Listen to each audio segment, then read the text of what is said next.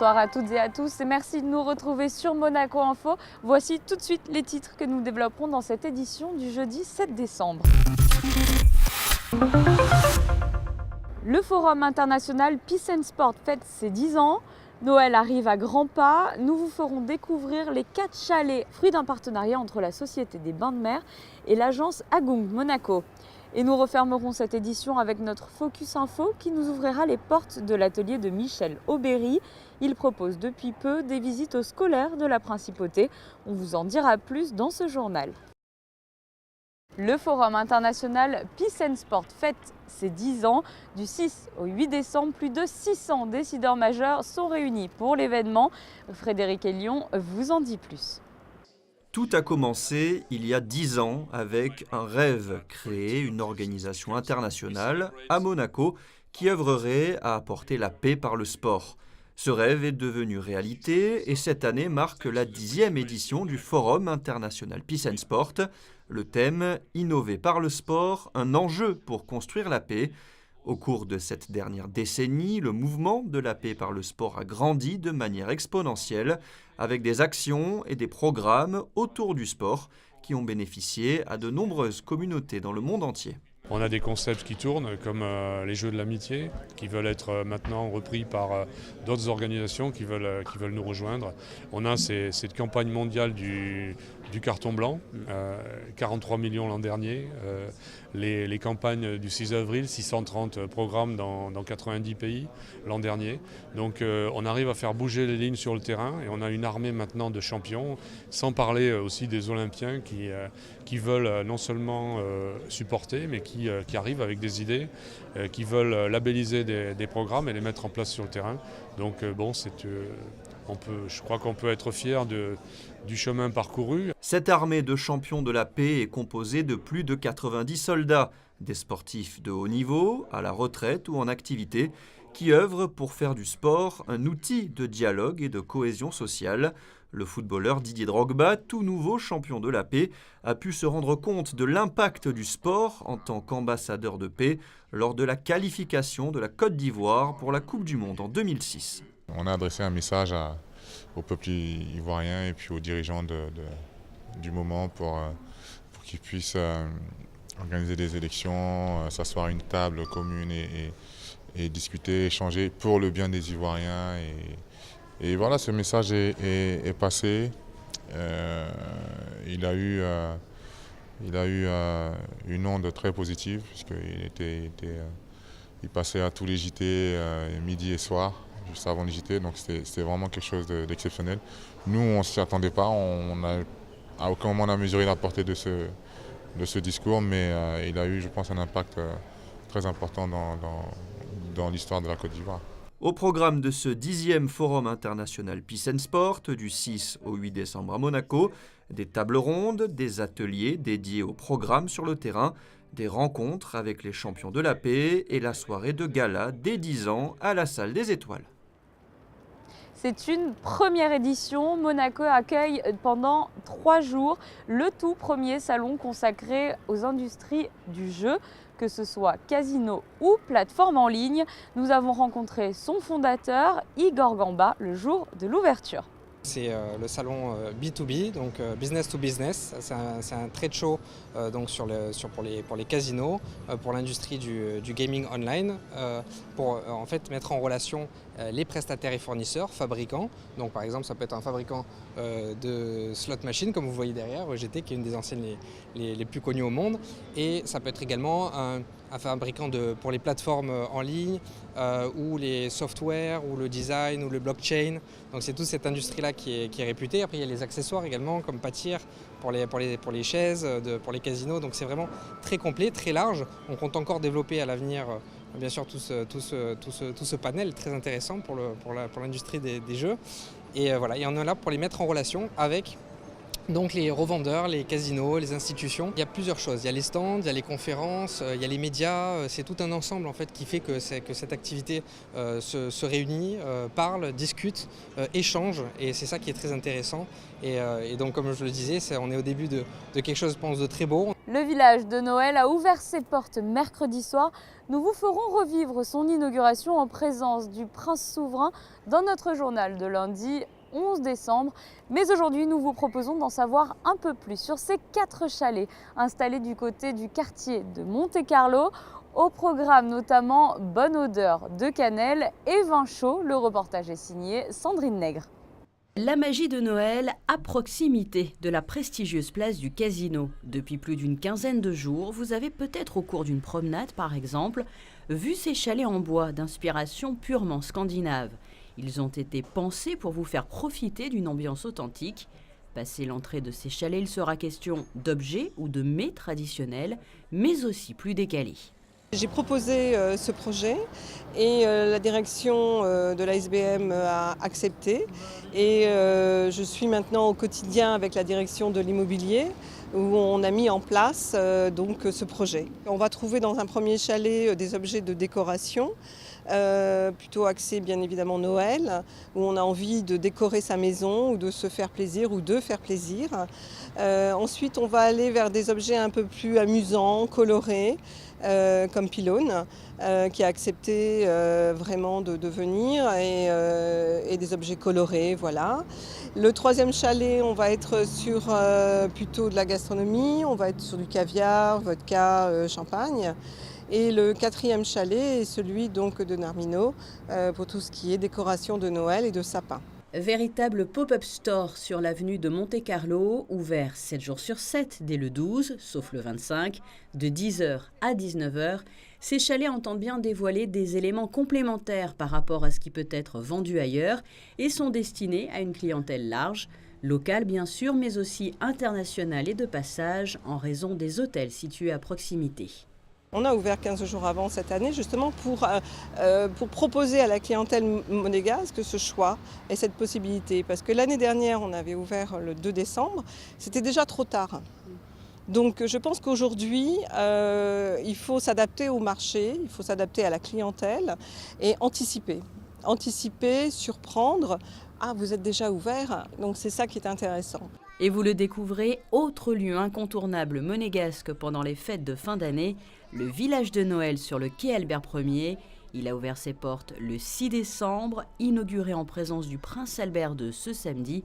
Image à retrouver en début de semaine dans votre journal. Et dans le reste de l'actualité, en bref et en images. La Saint-Nicolas célébrée dans la tradition sur le Rocher. Ce mercredi 6 décembre, une messe des traditions en monégasque a été célébrée en la cathédrale de Monaco par Monseigneur Fabrice Gallo en présence de l'archevêque Monseigneur Bernard Barcy. À l'issue de la messe, des enfants des écoles de la Principauté ont interprété une scénette de la légende de Saint-Nicolas. La tradition a ensuite été pleinement respectée avec la distribution de Saint-Nicolas en chocolat, un moment très attendu par les petits gourmands. En football, fin de l'aventure européenne pour l'AS Monaco qui s'est incliné 5-2 sur la pelouse de Porto. But de Glick et de Falcao pour les Monégasques. Le club de la Principauté sort de cette compétition dernier de son groupe sans aucune victoire. Et après les résultats décevants en football, je vous propose de nous intéresser à la belle victoire de la Roca Team mercredi soir à la salle Gaston Médecin. Monaco a dominé le Pinar Carsillaca 79-65. À noter que l'équipe monégasque reste la seule encore invaincue en Champions League. Frédéric Elion. Le sans faute pour Monaco, la Roca Team termine la phase allée du groupe A avec un bilan de 7 victoires pour 0 défaite. Seule équipe à réaliser une telle performance en Ligue des Champions. Face aux Turcs de Carsillaca, deuxième du groupe et deuxième meilleure attaque de la compétition, les Monégasques ont su l'emporter dans un match où tout n'a pas été parfait. DJ Cooper inscrit ses 2 seuls paniers du match à 3 points dans un moment crucial du deuxième quart-temps, 25-20 Monaco et 41-39 à la mi-temps. Comme à chaque match, Chris Evans nous gratifie d'une action top 10 avec cette fois-ci un gros poster dunk ligne de fond. Malgré l'absence de Kennedy, Carsillaca reste au contact grâce notamment aux 21 points du meneur Dominic Waters. Mais Monaco défend dur et peut compter en attaque sur le festival habituel de Robinson. 23 points, 4 passes, bien suppléés par Kikanovic, 23 points à 13 sur 14 au lancer et 7 rebonds. Monaco fonce vers les huitièmes de finale et reste leader et invaincu dans cette poule A. Ça fait 7-0, mais bon, ils n'ont pas démérité. Hein. Le match n'a pas été facile. On a dû vraiment s'employer. Ils se retrouvent chez les manches en 3e, 4e quart-temps. Hein. On savait que ça allait être une bonne équipe, mais il leur manquait quand même un élément. Mais nous aussi, Paul n'a pas pu jouer, donc ça fait un partout. Mais bon, c'est un bon match. Ils ont une bonne équipe. Le match était assez bizarre. On a fait beaucoup d'erreurs en défense et en attaque. Mais au final, on a réussi à gagner. Il faut continuer comme ça. On a eu un break de 15 jours, donc ça va prendre un peu de temps pour retrouver le rythme. Mais on va continuer à bosser.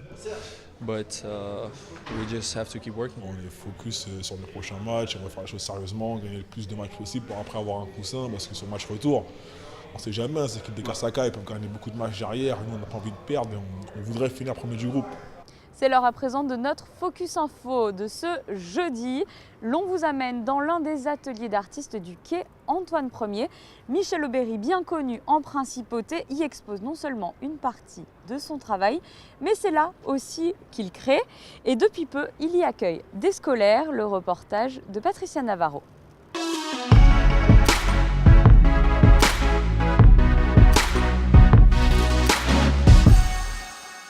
Allez, venez les enfants.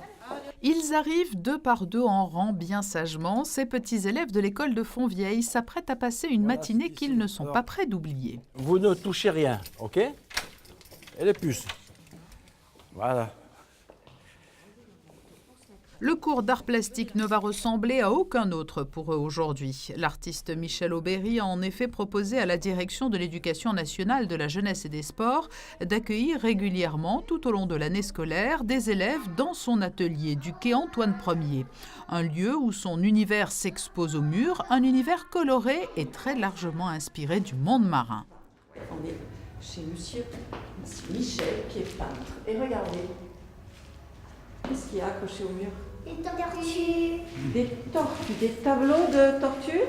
Oui. Quoi d'autre? Des poissons, des sirènes, des crabes. Des crabes. Et où est-ce qu'on trouve tous ces animaux? Dans la mer. Les yeux grands ouverts, les petits élèves émerveillés s'amusent à deviner quelles sont les créatures que l'artiste a peint ou même sculptées. Est-ce que c'est une peinture? Non, ça c'est pas une peinture. C'est de l'or. Ça s'appelle? C'est de l'or. C'est de l'or. Oui. C'est quoi? Si c'est pas une peinture, c'est quoi? Un crabe. C'est bien. Un crabe. Presque. C'est une araignée de mer. Bon, les puces, vous venez là?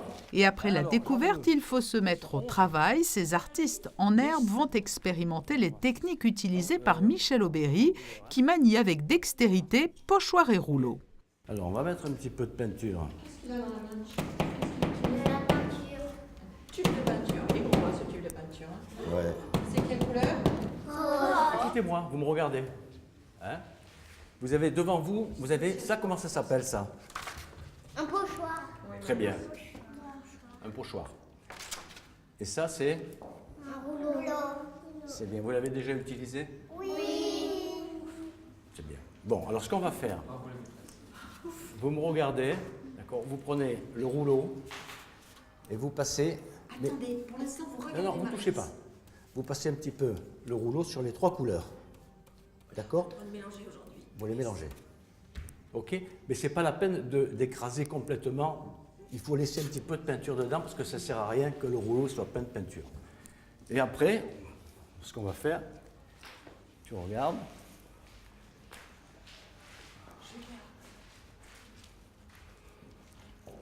Et hop, qu'est-ce qu'on voit là? Un poisson. Phoques, étoiles de mer, hippocampes vont peu à peu se démultiplier sur les grandes feuilles de papier posées devant chaque enfant. Avec de la peinture. Après avec le rouleau.